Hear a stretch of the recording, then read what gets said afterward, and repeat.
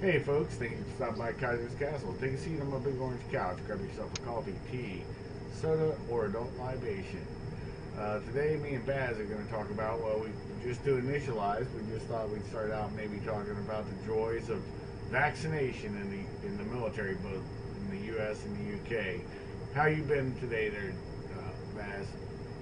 Yeah, not so bad, brother. It's a busy old time. Just building my old house and putting all my shit in the storage, and then moving my buddy's house. So 2 house moves in one day was a pretty fucking shit day yesterday, to be honest, mate. But it's all done. I'm just ready to go to work.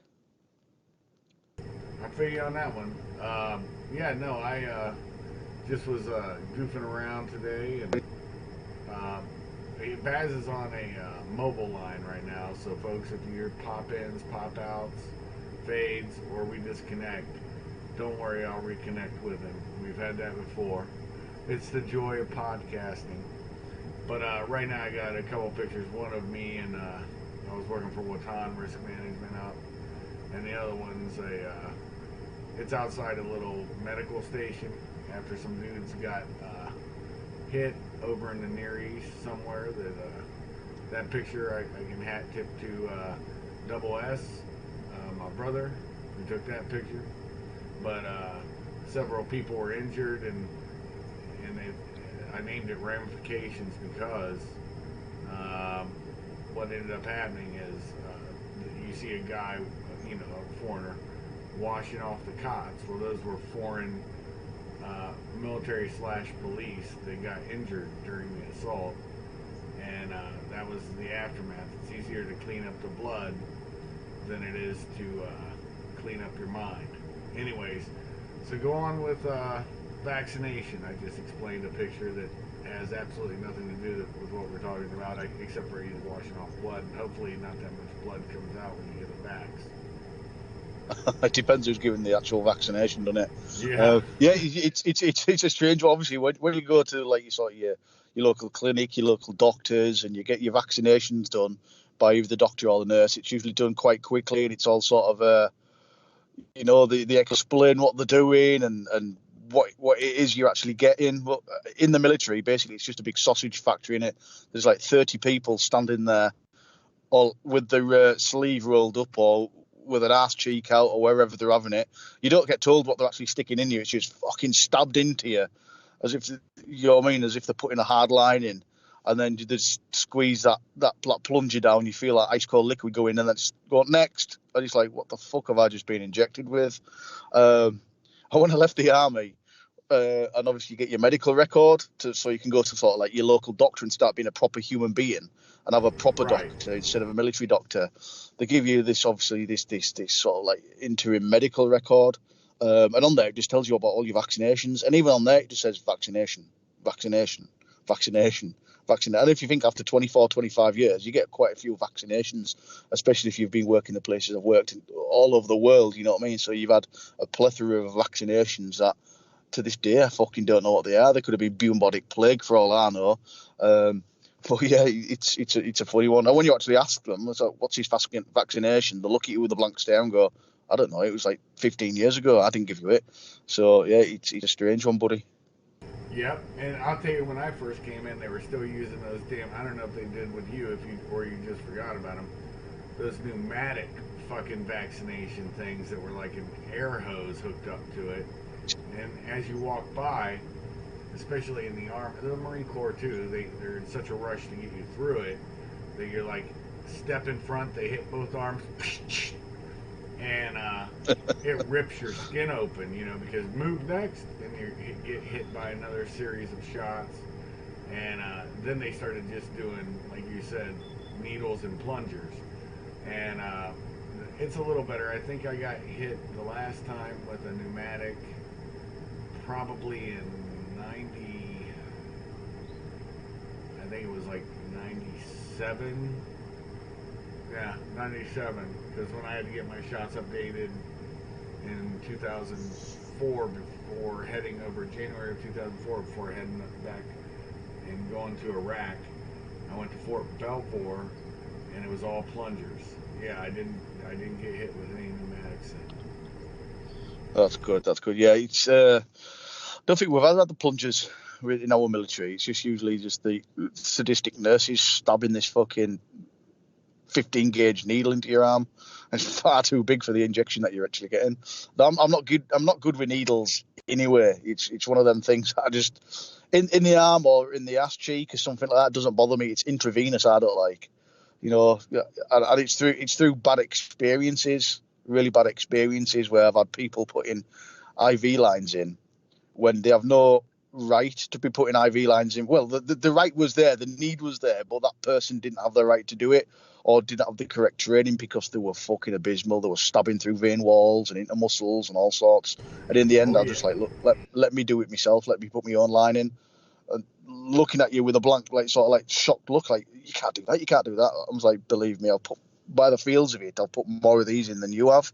You know, I think that's a good thing as well. Is in our military when we do our what called team medic courses, is the first person that you actually do an IV line in or cannulate is yourself. Right. They always say, right, you will do yourself before you do anybody else. So if you fuck it up, you know you fucked it up because you're putting yourself through pain.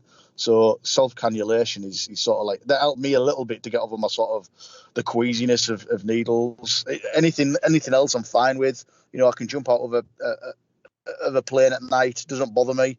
I'm not too good with like confined spaces or anything like that, but one of them was sort of needles. And self-cannulation helps quite a bit. And obviously it's also that the knowledge that you can put one in, you know, right. Albeit in a sedentary position where there isn't bullets flying everywhere, sweat and blood and piss and shit everywhere, but it's that base right. knowledge, you know. I'll tell you the worst was blood draws, because you get a phlebotomist, which who knows what the hell that fucking actually means, just means handling blood, but it doesn't mean they can fucking insert that needle in those little capsules to capture your blood for tests. And they always, when they take the first one out, they're ripping through a vein wall, going into a muscle, you're getting bruised up. It's always shit. That's the worst. I think IVs, they can be shitty, but luckily I got veins that a fucking blind man could jab.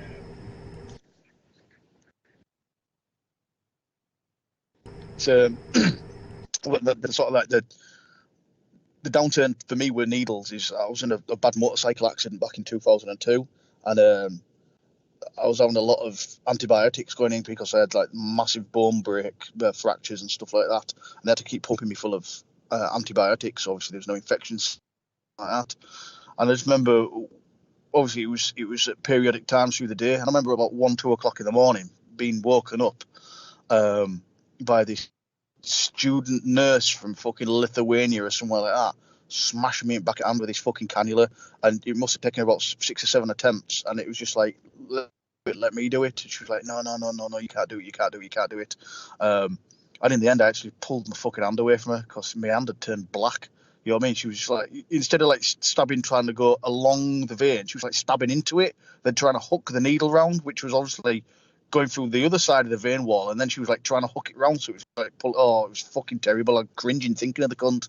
I nearly headbutted her if I wasn't laid there paralysed, you know. So right. No, needles to me, into muscles, into arms, tattoos, don't bother me. It's when it's intravenous.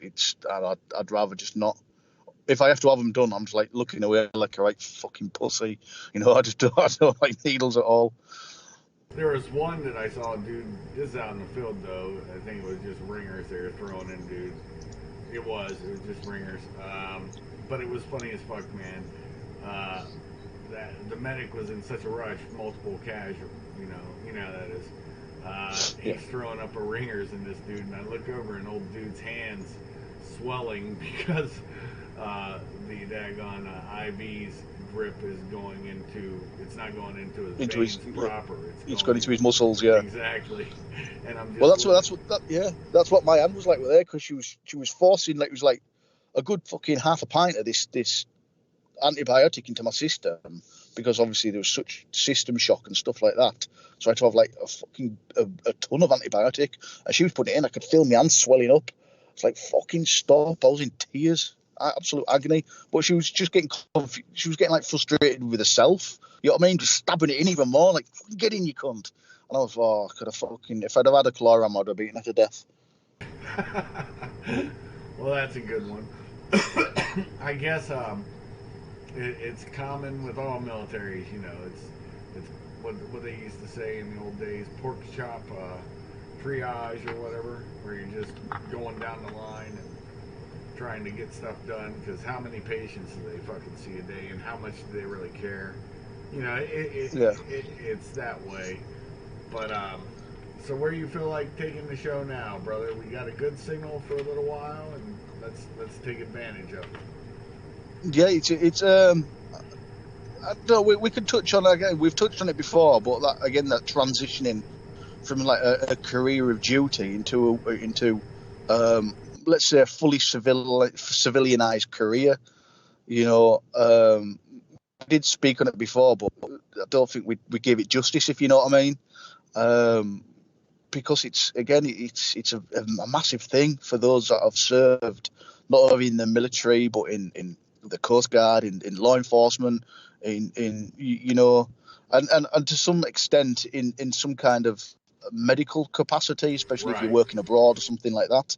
That coming back to the norm, to reality, you know, where you see people in Starbucks and stuff. And it's I always use that adage that it's first world problems. Like you see people having a meltdown in Starbucks and shit like that because they've got a latte instead of fucking frappuccino, and you're like, and they're holding people up and they're having this massive meltdown.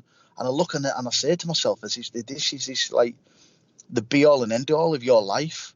You know what I mean? 3 days ago, I was tending to some child that had its hands or its forearms hacked off with a machete just because it was in the wrong tribe in a place in Africa. You know what I mean? And it's Right. blissful ignorance in it at the end of the day. Yeah, blissful ignorance. Like you can see, especially, I mean, we have it over here, but nowhere near as bad as it in the States with these sort of like college campuses and university campuses having a meltdown because of improper pronouns used and people clapping and I saw something the other day. You know, this new Star Wars Mandalorian series that's come out. This new thing, and there's people all over social media having a fucking meltdown because it took the series producers 19 minutes to put a female in one of these episodes, and I'm just like, you know what I mean? That when they made this series, it wasn't made for,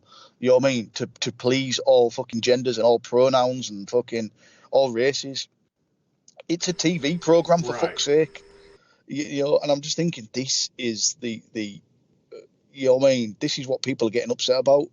You know, Right. have a look around, and it is that coming out of this real life bubble into sort of a false bubble of security because people don't know better, you know, Well, and it's a quite hard transition. they're pissed off, I think, with. I want to touch back on something you said earlier about the trials and tribulations of modernity in the West, right? But I do want to touch on that for a minute. It's because Hollywood has been to the beck and call of the SJWs and their little weirdness in the way they want to do things, uh, and they've been promoting this so heavily.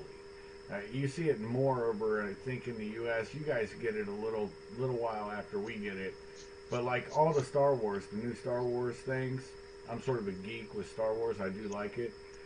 Uh, it's just something, I saw the first one, and what was it, 77? I think it came out. Might have been the Yeah, winter of 76. Can't remember, but it was around that time, and it just foisted it was a boys movie, and so the last few series, you have Mary Sue uh, itis, where this woman who has no training can do everything perfectly and knows everything, and it's just hilarious when you look at it in that aspect. But all the people that want a social signal and say, "Oh, girls can do anything men can do." Well, then how come these transitioning men, quote unquote? I think you had a black rapper in England blow away the female world record weightlifting for England. There, yeah, the amount of weight. And he said, I identify as a woman, right before he picked up the weights. And it was all kinds of kerfluffle over that, Mm. which is funny, all. But going back to what you were talking about on the joys of coming home, and this was only a short contract, but it was made very luminous to me when a friend of mine, I had 3 day layover in Dallas, and first day we went out and ate at this place called Love and Warren, Texas. Great restaurant. If you're ever in Dallas area, metro area, go check it out. It's good food. They have an awesome Cajun uh, where they got crawfish, they got lobster, they got shrimp, they got everything on one platter, and it's really good. It's like a boil, crawfish boil, Yeah. and then they had next day. I was like, well, I'm going to get a barbecue pit in the hotel I was staying at. I was like, fuck, I can get a barbecue, grill, and then with all that, probably for about $40, a small hibachi. And I picked one up and got the charcoal and the lighter fluid, already got the lighter and matches, not worried. And he comes over, we're all chilling. And I was like, okay, man, let's go over to this other grocery store and we'll pick out what we want to eat. And it is kind of mind numbing when you're used to going out into the Ville and getting a freshly slaughtered cow, chicken, whatever type of meat. And of course, it's not cut like it's cut over here. It's cut usually with an axe and, knife. And you'll get little bone flakes. I know you know this. It's not cut into Yeah. proper steaks. And you're looking at all these cuts of meat, and it's almost overwhelming. And my bro goes, dude, look at this. And I'm like, what do you mean? He goes, have you seen this movie? It came out at that time. I can't remember what it was called. It was about an EOD tech. I did see it afterwards. And he comes home and he's looking in the cereal aisle at all the different choices. And he's just like looking at it like, wow, And it's that kind of thing. It's the same thing that when you first go over anywhere, there's that 10 days to maybe 2 weeks that you're going to have that sense of, you're not lost, but it's that sense of wonderment. It doesn't matter if I go back to the same place. Things have changed. You're trying to get acclimated to it. It's no different than Europe. And during the Cold War, when the wall was up, I knew how to get around Berlin like it was cool. When I went back in I think it was 2012, 2013, somewhere around there. I think it was 2013, actually. It was 2013. I went back there the first time I went back, and without the wall being there, and yeah, they got it on the ground, but it's just bricks on the ground, right? You're lost. And so, it was just harder to navigate. But I was there like a week and a half. I can't remember how long. But I was there for a while, and me and my one bro over there, we were hanging out. And had a good time and whatnot. But, it's that same thing. You go back. It doesn't matter if you've been to a place before. You go back. You're probably most vulnerable for the first 10 to 14 days because of that. And then the second time you're really vulnerable, and I didn't understand what my first mentor in contracting told me, because of course contracting, you handle everything yourself. But it's on you, right? Your logistics, everything. I mean, sometimes you can go to the DFAC or whatever, but if you're out in the Ville, it's up to you. And the interesting part of that was that as we're talking and stuff, he goes, at 6 months, take leave. He goes, it doesn't matter, take leave at 6 months. Well, because I wanted to pay off so much stuff, and I got it all done, it took me 8 months until I took my leave. And at 8 months, after 6 months, you get kind of complacent. You got to always remind yourself where you're at, because you get used to it. You get into the mundane, you get into the routine. And, that's the killer. So I think both of those times are a time where you're less likely to see the threat as quickly as somebody who just has been there for maybe a month. You know, somebody who's been there a month or acclimated to it, they understand everything, what's going on. And if you miss something, they'll see it. And I don't know, did that make sense to you, bro? Yeah, yeah. It's. I think what it is, it's big. We had the sort of same where we were. I was taking like leave just before that 6 month period, um, and it's like, yeah, it's not that you've lost your skills. You've become so acclimatized to it, it becomes the norm. And it's like, yeah, he always does that. He always does that. He always does. And sometimes you fail to see the threat because you become numb to it all. Where someone who's sort of not scared but on edge, you know what I mean, who's like fucking noticing everything because they haven't become acclimatized to it, will usually pick up something rather than someone who's been in country for quite a while. Yeah, which it's an interesting sort of like look at it. But something you said It earlier that says you're I talking, found, but I can't especially hear after you. spending Can you so hear long in me? Afghanistan, was just the stark contrasts of everything that you come back. Um, and even though I'd spent quite a bit of time in the green zone and stuff like that, but it was just like come back and seeing everything green, you know, in the UK, because it's obviously the UK is quite a lush sort of like All right. I don't know lush nation. if you So can hear I me or came back not. and it was just like It's green showing everywhere, that and I couldn't get my head around it. you're You know, it was like talking. fucking green everywhere, and just cars Hmm. driving in a normal manner, you know. And it's just like it's Well, folks, I don't know if after a I'm while it talking over becomes him foreign to or you if you spent so long out of I'm your own getting nothing home in my nation earphones. and so long in a foreign nation doing Nothing. whatever you're doing there. Your home nation becomes foreign to you because you But it's know, showing and that it's that he's again. It's that on. old adage where you see a pile of trash at the side of the road and you become Him sort of talking. fucking aware of it, but then you're trying to tell yourself, look, there isn't an IED in there because I'm in fucking Yorkshire or I'm in Ohio or wherever you're from, you know, and it does.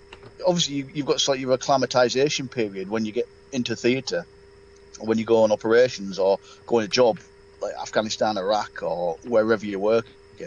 And it's sort of you've got to sort of do the same thing when you come back. You know, you've got to sort of acclimatise to your own Yeah, I'm still nation. not getting him. You know, where All right. there isn't a threat round every I'm corner, going to stop recording. or where you're Baz, looking if for you're still the talking, presence I of the can't hear abnormal you. and the So absence of the normal. something's You wrong. know, and again that can take time. I And I remember it hate took doing me. this. But I'm going to And have it to wasn't shut so it much down because I Afghanistan, don't know believe what it or we're not, talking about. because All right. it was such a stark Thanks. Stop by contract Kaiser's Castle. This is contrast a beautiful from estate. Afghanistan and the UK that And we'll figure it it out. did Shalom. happen a lot quicker than it would